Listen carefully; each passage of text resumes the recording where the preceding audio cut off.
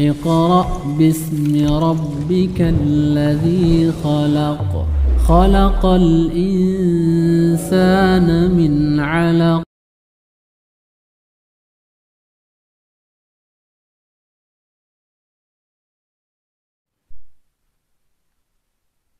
Assalamualaikum warahmatullahi wabarakatuh.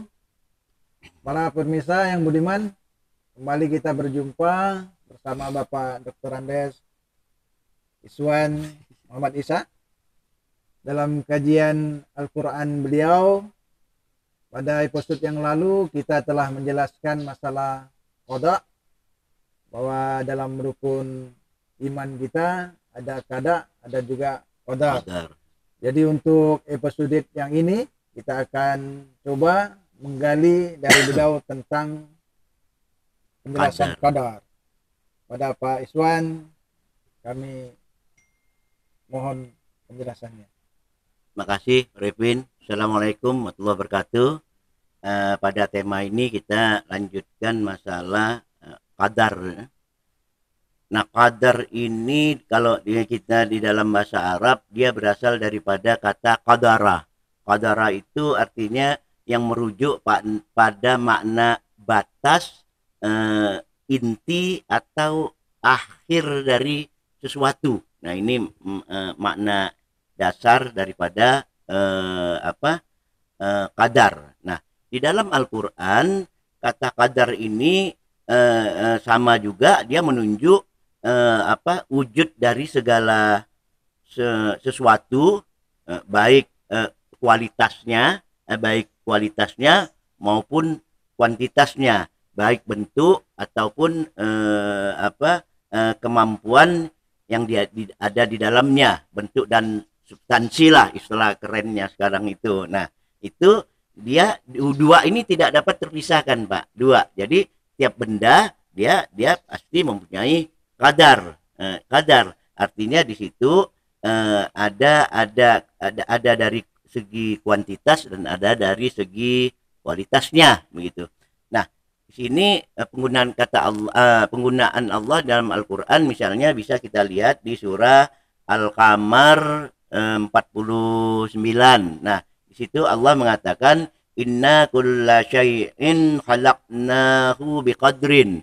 Sesungguhnya kami tiap-tiap sesuatu itu kami ciptakan dengan biqadrin, dengan kadar, dengan kadar gitu. Nah, kalau kita lihat juga ini secara umum Allah mengatakan segala sesuatu begitu. Nah, kalau kita lihat juga di Al-Furqan ayat 2, di situ Allah menyatakan bahwa Allah menyatakan firman-Nya allazi lahu mulkus samawati wal ard wa lam yattakhis waladan walam yakul lahu syarikun, dia tidak juga sama dengan dia fil mulki wa khalaqa kulla syai'un faqaddarahu taqdira. Nah, di sini Allah menyatakan bahwa Allah lah yang memiliki kerajaan langit dan bumi dan tidak mempunyai anak, dan tidak ada yang menyamai, tidak ada sekutu bagi Allah itu di dalam kekuasaannya, dan Allah juga yang menciptakan menciptakan segala sesuatu, kemudian menentukan kadarnya dalam batas-batas maksimal. Nah, tadi kita katakan kadar takdira, artinya menentukan kadar terhadap sesuatu itu. Nah, itu yang dikatakan Allah pada surat Al-Furqan ayat 2. Nah, kalau kita lihat lagi misalnya di surah Al-Waqiah ayat 60. Di situ Allah menyatakan nahnu qaddarna bainakumul maut. Kamilah yang yang mengkadar di antara kalian itu tentang kematian kalian. Wa ma nahnu bimasbuqin. Jadi di sini Allah katakan kamilah menentukan kadar, jadi ukuran-ukuran segala macam ukuran kematian kepada di antara kalian itu, dan tidaklah kami lemah. Jadi kamilah yang menentukan kadar-kadarnya. menentukan melalui apa tadi? Yang tadi yang sudah kita bahas tadi, dengan sistem-sistem apa? Qada, dengan sistem-sistem qada. Nah, kalau kita lihat juga di surah Al-Fusilat ayat 10. Di sini Allah menyatakan wa ja'ala fiha rawasiya min fawqiha wa baraka fiha wa qaddara fiha. Nah, di sini wa qaddara fiha aqwataha fi arba'ati ayyam sawaun lisailin. Nah, di sini Allah menyatakan bahwa kamilah yang menjadikan gunung-gunung di atasnya, dan kami berkahi, dan kami menentukan kadar aqwataha, kadar apa? Kadar waktu-waktunya, artinya waktu-waktunya artinya berprosesnya dia itu kan, sehingga sehingga sesuatu itu dapat dimakan. Ayat ini Allah menceritakan kadar dalam bentuk tumbuh-tumbuhan, jadi dapat dimakan dalam empat periode, arba'at ayam, 4 periode, 4 hari, di dalam 4 hari yang memadai untuk bagi mereka yang memerlukan. Nah, jadi ini juga ditentukan Allah melalui qadar gitu. Nah, terakhir misalnya kita lihat di surah Abasa ayat 18-19. Di sana Allah mengatakan min ayya syai'un khalaqahu. Terus dari apa kami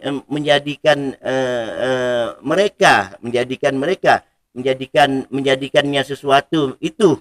Jadi kata Allah min nutfah khalaqahu faqaddaraha. Jadi dari nutfah kemudian kami faqaddaraha, kemudian kami tentukan kadarnya. Nah, ini yang dapat ayat yang dapat kita sampaikan. Nah, dari ayat-ayat ini dapat kita ketahui bahwa setiap rancangan sesuatu itu memiliki kadar, memiliki ukuran, memiliki satu kemampuan, baik dari segi kuantitasnya maupun dari segi kualitasnya gitu. Nah, itu. Terus kadar ini memiliki batas maksimal, seperti yang dikatakan tadi kan, memiliki batas maksimal. Nah, dari batas-batas inilah bisa ditentukan juga oleh dipengaruhi oleh misalnya kemampuan dipengaruhi oleh keadaan dari bentuk-bentuk proses qada yang tadi kita bahas. Kan misalnya badan kecil mampu bawa 2 kilo, badan besar mampu bawa 10 kilo gitu. Nah, ini kan kemampuannya ditentukan juga oleh bentuk gitu. Ada juga kemampuannya ditentukan oleh pemikiran karena kekurangan proses perangkat kesadaran yang pernah kita bahas itu. Nah, itu kurang memadai misalnya. Nah, ini kadar mempengaruhi juga kadar-kadar yang telah diberikan oleh Allah. Nah, yang ketiga, yang selanjutnya Allah juga menyatakan di ayat yang tadi ini faqaddara fiha aqwataha. Jadi ada batas-batas batas-batas rentang waktu. Jadi qadar ini juga ada batas-batas rentang waktu tertentu. Nah, batas-batas rentang waktu tertentu inilah yang yang tadi saya katakan dia dipengaruhi oleh hukum-hukum qada. Misalnya dari kecil dia makan gizinya tidak bagus, perkembangan kadarnya besar, kata orang kan, lemah, gizinya bagus, otaknya bekerja, nah begitu. Nah, selanjutnya kadar ini memiliki fungsi. Artinya memiliki fungsi, karena ada kemampuan kadar inilah kita dapat menerima petunjuk. Makanya Allah katakan di ayat lain itu kan setelah kadar terus faqaddara fahada, diberi kadar baru petunjuk. Artinya dengan kadar inilah kita dapat menerima petunjuk gitu. Dari informasi-informasi Al-Quran yang telah Pak Iswan jelaskan, apa kesimpulan yang bisa kita ambil? Nah, kesimpulan dari kalau kita bicara tadi rukun iman berarti ada qada, ada apa?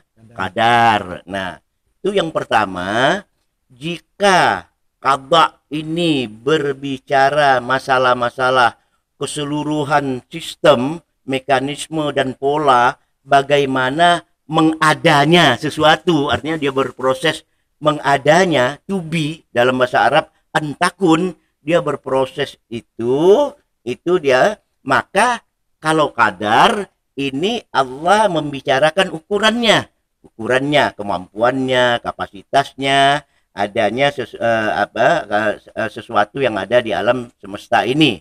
Nah, yang kedua, oleh sebab itu dalam rukun iman takdir ini tidak harus kita imani, karena di situ tidak menyatakan iman kepada takdir, tapi kepada qada dan qadar, kepada dua proses ini. Nah, takdirlah nanti itu yang akan memahami, bisa dipahaminya. Yang ketiga itu artinya selama qada dan qadar ini belum kita pahami bagaimana yang kita, atau kita belum paham tentang percampuran mana tugas dan fungsi yang diberikan Allah, nah ini kita akan sulit membangun akidah kita yang komprehensif, koheren, rasional dan logis. Nah, semoga dengan pemahaman qada dan qadar ini ada perubahan, ada pencerahan cara pikir kita bagaimana menghadapi hubungan antara Allah, hubungan Allah, alam dan manusia. Saya kira hanya itu aja Pak Arifin. Terima kasih Pak Iswan. Terima kasih para pemirsa atas perhatiannya. Mudah-mudahan apa yang disampaikan pada episode ini dapat bermanfaat dan menambah ilmu pengetahuan kita. Wassalamualaikum warahmatullahi wabarakatuh. Waalaikumsalam warahmatullahi wabarakatuh.